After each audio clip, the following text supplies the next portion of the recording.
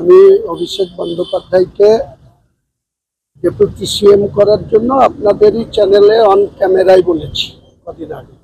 আজও আমার সেই স্ট্যান্ড ক্লিয়ার যে আমি মুখ্যমন্ত্রীর কাছে আবেদন করব যে যত তাড়াতাড়ি সম্ভব, যত দ্রুত সম্ভব ওনার একটু লোড কমার দরকার। উনি তিনবারের মুখ্যমন্ত্রী, প্রায় 14 বছরে পা দেবেন আর কয়েকদিনের মধ্যে।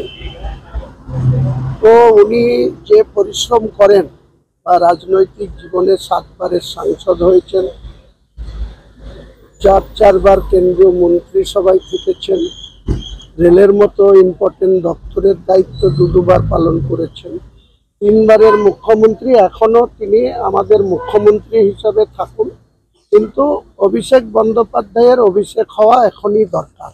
কারণ অভিষেক বন্দ্যোপাধ্যায় যদি কিছুটা লোড নেন বা রাজ্য প্রশাসনের থাকেন, তাহলে আমার মনে হয় পশ্চিমবাংলার সাধারণ মানুষও উপকৃত হবে। তৃণমূল কংগ্রেসের সর্বোচ্চ স্তরের নেতৃত্বরা, আমাদের মতো এমএলএরা, আমরা অনেক সময় সিএম এত ব্যস্ত থাকেন, আমাদের মুখ্যমন্ত্রী এত ব্যস্ত থাকেন, আমরা ইচ্ছা করলেও এনাকে যোগাযোগ করতে পারি না, বলতে পারি না। আমাদের নিজের কথা, আবেদন, নিবেদন আমরা সময় মতো পৌঁছাতে পারি না।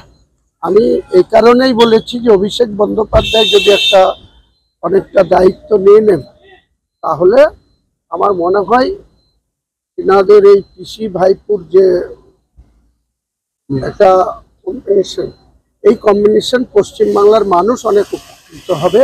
তৃণমূল দলের সর্বস্তরের নেতা কর্মীরা তো উপকৃত হবেই, রাজ্যের সাধারণ মানুষও এতে অনেক উপকৃত হবে। এই যে পুলিশের ভূমিকা, এর আগে বহুবার সরব হয়েছেন।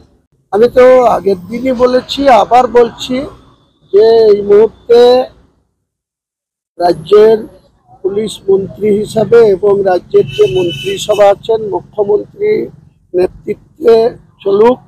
আগামী নির্বাচনও মুখ্যমন্ত্রী এবং অভিষেক বন্দ্যোপাধ্যায়ের নেতৃত্বে ইলেকশনে আমরা লড়ব, এবং সেই সঙ্গে মুখ্যমন্ত্রী 4র্থবারের জন্য আবার মুখ্যমন্ত্রী হন, কিন্তু তার ডেপুটি হিসাবে অভিষেক বন্দ্যোপাধ্যায়ের অভিষেক হওয়া দাবি আমি রেখেছি। এবং সেই সঙ্গে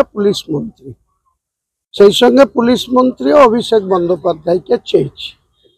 তাহলে ভালো হবে, পুলিশটা অনেক, অবশ্যই ভালো হবে। অনেক পুলিশের আরো শৃঙ্খলা পরায়ণ বা আরো বেশি পরিশ্রম, পুলিশের কোথাও ছোটখাটো গাফিলতি আছে কিনা সেটা ফুল টাইমের একজন পুলিশ মন্ত্রী থাকলে আমার মনে হয় তার নজর এড়িয়ে কোনো ভালো কাজ ছাড়া কোনো খারাপ কাজে পুলিশ লিপ্ত থাকতে পারবে না। আমি পুলিশ নিয়ে কিছু বলবো না, কারণ আমাদের হাকিম বলেছে না যে পুলিশকে টুইট নাও করতে হবে, নামতে হবে, পুলিশকে সক্রিয় হতে হবে, বাইরে থেকে অস্ত্র আসছে। আপনারা তো একই বক্তব্য ছিল না, সেটা তো আমি আগেই বলেছি, আবারও বলছি, পুলিশ প্রশাসনকে আরো বেশি ইন্টেলিজেন্সি ব্যবহার করতে হবে। কোনো ঘটনা ঘটে যাওয়ার পরে স্টেপ নেওয়া আর আগে থেকে স্টেপ নেওয়ার মধ্যে সাধারণ মানুষ অনেক নিরাপত্তা আস্থা রাখে বা প্রশাসনের প্রতি আরো বেশি তাদের আস্থাশীল হয়।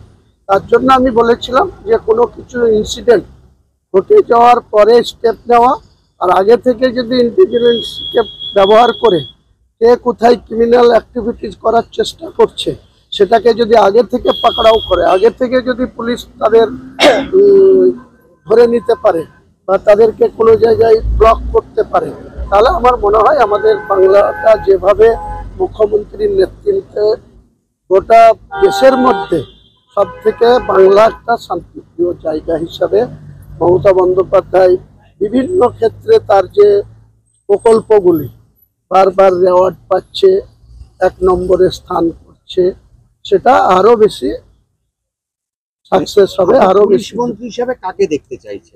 আমি তো আগেই বলেছি যে দিদির কাছে আমি অনুরোধ করে বলবো, আমাদের অনুরোধ করা, আবেদন করা, নিবেদন করা ছাড়া তো আমরা দলের কাছে বলার কিছু নেই। দলের নেতৃত্বের কাছে বলবো যে আমি পুলিশ মন্ত্রী হিসাবে এই মুহূর্তে ডেপুটি সিএম এবং পুলিশ মন্ত্রী হিসাবে অভিষেক বন্দ্যোপাধ্যায়কে দেখতে চাই।